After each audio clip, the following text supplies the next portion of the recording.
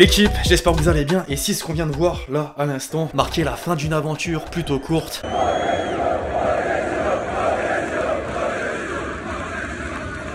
Pochettino sous le feu des critiques, avec le jeu proposé depuis ses débuts à des envies d'ailleurs, et peut-être un retour en Angleterre avec un nouveau défi. Les va-et-vient des entraîneurs, c'est vraiment un truc en ces temps. Bref, les amis, aujourd'hui vous avez capté. On va aborder l'actualité des dernières rumeurs de transfert. Le Paris Saint-Germain, encore une fois très concerné. D'ailleurs, au passage, ce week-end, la Ligue 1 n'a pas été très bien représentée. Je pense à la rencontre d'hier qui a dû se stopper à la 4e minute de jeu, après que Payet ait reçu un jet de bouteille. Il y avait quand même de belles images en atteste le Parc des Princes. Bravo à tous les supporters parisiens pour cette ferveur.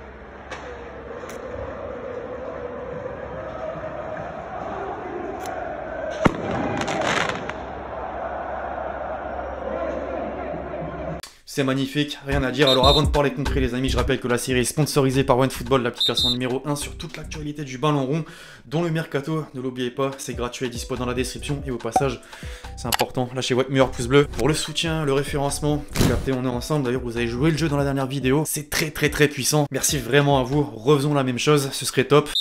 On entre dans le vif du sujet désormais, l'équipe en France pour commencer aujourd'hui avec le Paris Saint-Germain. Si un jour on m'avait dit qu'une info de la série serait sourcée par The Kerry 78, effectivement, je n'y aurais jamais cru. Merci à tous ceux qui ont mis en avant ce commentaire lors de la dernière vidéo. Pogba et Nasser se trouvaient dans le même hôtel dimanche dernier. On sait tous que la pioche sera libre l'été prochain. D'après Marca, Manchester a fait une croix sur sa prolongation de contrat. En Espagne, il se dit que le Real pourrait en profiter. Même chose en Italie où un retour à la Juve est directement évoqué par agent Raiola. Or, c'est bien le PSG qui semble avoir une longueur d'avance. Avec son tweet, Jawed a sans le savoir officialisé les négociations d'un éventuel transfert. Au rayon des rumeurs, d'autres noms sont apparus en l'espace de quelques jours et dans chaque secteur. Au milieu de terrain, la piste caissier vient s'ajouter à la précédente. Selon Foot Mercato, l'international ivoirien souhaite augmenter considérablement son salaire de 2,2 millions d'euros par an à 9 millions. Comme l'AC Milan ne compte pas aller au-delà de 6 millions et à quelques mois du terminus contractuellement parlant, les dirigeants parisiens avancent leur pion. Des rencontres avec l'entourage du joueur ont déjà eu lieu et tout porte à croire que c'est sur la bonne voie. Afin de renforcer la défense maintenant, un coup est susceptible d'être tenté. Rudiger qui verra son bail prendre fin avec Chelsea à l'issue de la saison et la cible des cadres européens. Le club de la capitale espagnole premier arrivé sur ce dossier. Le Bayern qui pousse en interne pour le rapatrier à coût zéro. Et Paris. Foot Mercato avance une fois de plus que des discussions ont été entamées entre les deux parties. Pochettino valide même le choix. Enfin, à voir si c'est vraiment utile. On va le voir par la suite. En tout cas, on peut faire une remarque importante. Les mercatos d'hiver et d'été 2022 concerneront en grande partie les joueurs liés à leur club jusqu'en juin. Des opportunités sont à saisir et dans la même lignée, on peut évidemment citer Mbappé. Pour l'heure, il est pleinement concentré sur le terrain, mais d'ici peu, la question de son avenir devra trouver réponse. À Madrid, Kiki fait toujours rêver, en atteste cette récente une de As. Le français est affiché aux côtés de Vinicius et de l'autre crack en ligne de mire, Haaland, avec qui il formerait un trident anti-tchèque. Qataris et Saoudiens sont visés.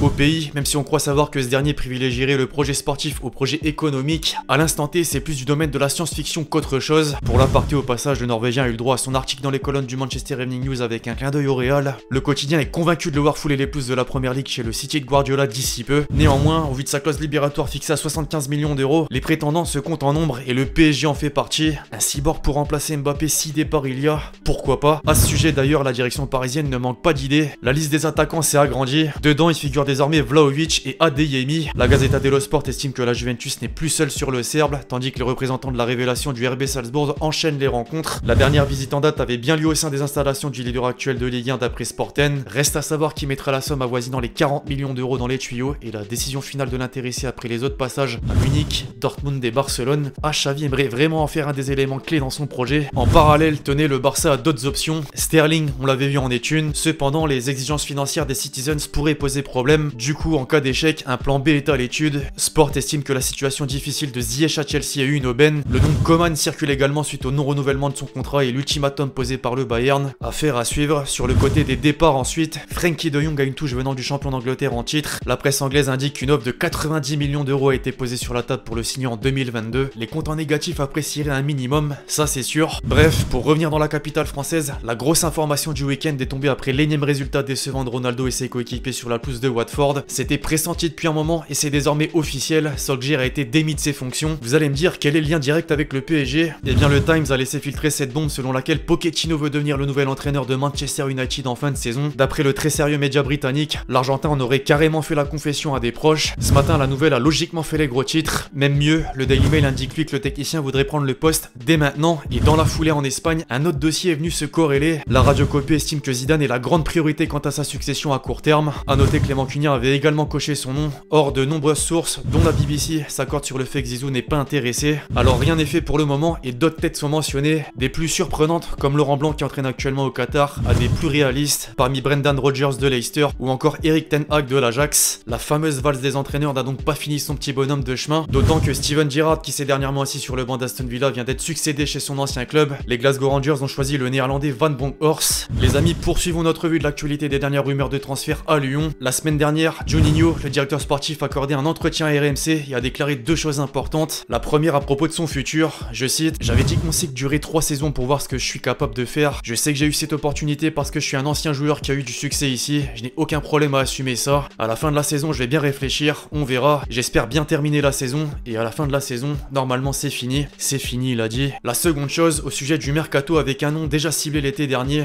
Azmoun, je cite: ça fait un moment qu'on travaille avec le staff, avec Peter. 3 joueurs vont partir à la CAN, Karl, Islam et Kadewere. Sardar Azmoun, c'est un joueur qui nous plaît beaucoup, même si c'est plutôt un avant-centre. On l'a déjà vu jouer sur le côté, en soutien de l'attaquant. C'est quelqu'un qui fait beaucoup d'efforts défensifs. Si on peut faire quelque chose, on va essayer. On en discute avec le président. Ah, cet hiver risque d'être très agité à l'OL. Des nouvelles de Wesley Fofana à présent qui se remet d'une fracture du péroné subie en août dernier. Le défenseur de Leicester était présent dans un space sur Twitter organisé par ActuFoot pour répondre à quelques questions et une révélation a été faite. Chelsea le suit apparemment de près avec le contrat de Rudiger qui arrive à expiration. Au même titre que Newcastle, le club le plus riche du monde est venu au renseignement et commence à le faire à plus grande échelle. Abdou Diallo et le Fofana de Lens ont été annoncés dans les tablettes des Magpies par Foot Mercato. Les performances de Seiko sont surveillées de près. Marseille, l'AC Milan et l'Atalanta gardent un œil à leur tour. Enfin, outre-Manche, Antonio Conte dessinerait déjà l'effectif pour la saison prochaine. Jeudi dernier, le Télégraphe annonçait que le coach italien aimerait remplacer Lloris dans les cages. Le capitaine des Bleus est sur la sellette et miserait donc sur Jordan Pickford, le portier anglais. Affaire à suivre, affaire à suivre. Bref, voilà l'équipe, c'est tout pour cette vidéo sur l'actualité des dernières rumeurs de transfert. J'espère évidemment que vous l'avez kiffé. Je compte sur vous si c'est le cas pour lâcher votre meilleur pouce bleu. Donnez-moi vos avis justement sur tout ce qu'on a pu aborder aujourd'hui. D'ici là, on se retrouve très vite sur la chaîne pour de nouvelles vidéos. C'était Lex Tché. Ciao.